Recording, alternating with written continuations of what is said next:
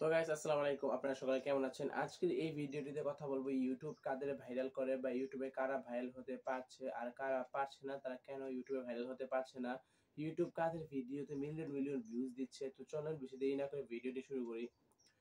সর্বপ্রথম প্রশ্ন হলো ইউটিউব কাদের ভাইরাল করে। ইউটিউব তাদেরই ভাইরাল করে যাদের ধৈর্য আছে। ইউটিউবে কিন্তু আপনার প্রথম প্রথম যে ভিডিওগুলো ছাড়বেন সেই ভিডিওগুলোর মধ্যে 0, 1, 2 এমন ভিউজ আসবে।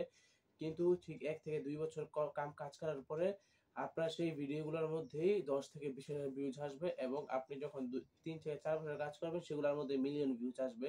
মানে ইউটিউব একটাই দিকই ইশারা দিচ্ছে যে যারা ইউটিউব ধরে রাখতে পারবে তারা ইউটিউবে ভাইরাল হতে পারবে। কিন্তু যারা 10টা ভিডিও ছাড়বে যে 0 করে ভিউজ দেখার পরে তাদের মাথা নষ্ট হয়ে যাবে যে ধুর এখানে কি করব কাজ।